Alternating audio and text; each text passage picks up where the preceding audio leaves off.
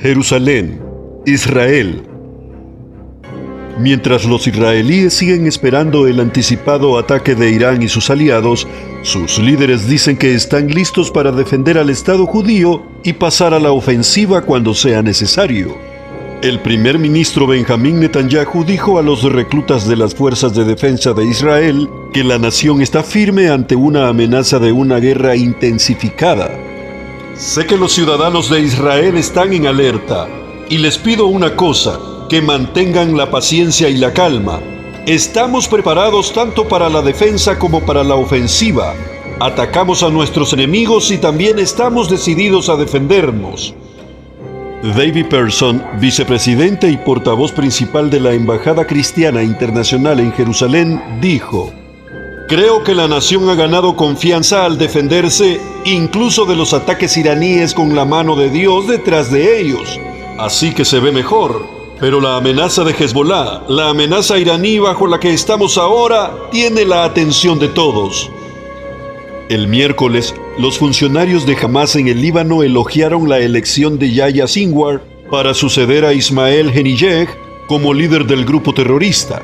Tras su ascenso, el ministro de Asuntos Exteriores de Israel, Israel Katz, publicó un mensaje en X que decía: "La elección de Yahya Sinwar de Hamas debe enviar un mensaje claro al mundo de que la cuestión palestina está ahora completamente controlada por Irán y Hamas. Sin la acción israelí en Gaza, la zona caería completamente bajo el control de Hamas. El mundo debe ver la realidad como es y apoyar a Israel, que actualmente se encuentra en la vanguardia de la batalla contra el eje iraní y el extremista islamista". Sinwar fue el autor intelectual de la masacre del 7 de octubre de 1.200 israelíes y del secuestro de más de 250 rehenes. Un ataque con aviones no tripulados y cohetes por parte de Hezbollah el martes hirió a 19 israelíes y provocó incendios en el norte de Israel. Algunos expertos creen que Hezbollah puede liderar el ataque a Israel con el apoyo de Irán. El gobierno israelí publicó el miércoles cifras sobre el conflicto con Hezbollah desde el 9 de octubre.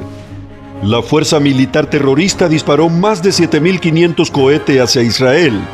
Lanzó más de 180 drones. 62 civiles y soldados han muerto. Más de 62.000 israelíes han sido desplazados de sus hogares. 98 aldeas, ciudades y pueblos del norte han sido evacuados. El ministro de Defensa israelí, Yoav Gallant, advirtió al líder de Hezbollah, el jeque Hassan Nasrallah, sobre la escalada de la batalla. Por lo que parece, Nasrallah puede arrastrar al Líbano a pagar altos precios. ¡Altos precios! No imaginan lo que podría pasar. Supongo que si toman una foto de Gaza lo entenderán, pero la razón no siempre prevalece.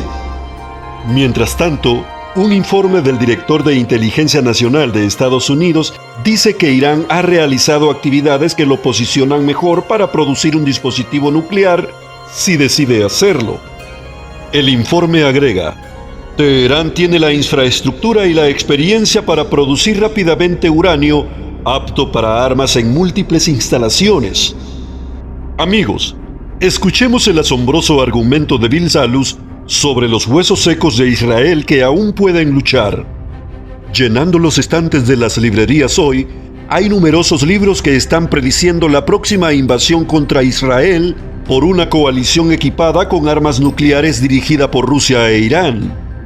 Las relaciones entre Rusia e Irán nunca han sido más fuertes, causando que el expertador serio se pregunte si este asalto está a punto de ocurrir. Prescritos en Ezequiel 38 y 39 se encuentran la sobrevivencia de Israel y el fallecimiento de la Confederación.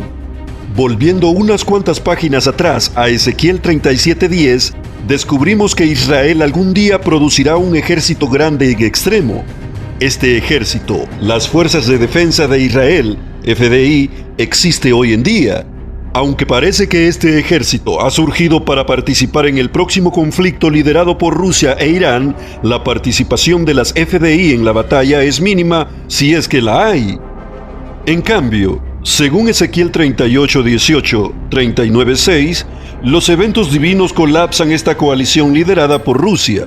Justificadamente, esto nos lleva a preguntarnos, ¿qué evento militar futuro le gana a las FDI una estima grande en extremo? Las claves depositadas en Ezequiel 37, 1 al 9, nos ayudan a descubrir qué hizo necesaria la existencia de las FDI. Estos pasajes nos informan que, hace casi 2600 años, el profeta hebreo fue transportado en el tiempo hacia la década de 1940, en la cual él visionó el Holocausto.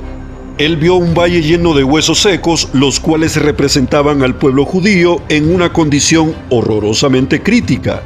A él se le preguntó, ¿pueden estos huesos vivir?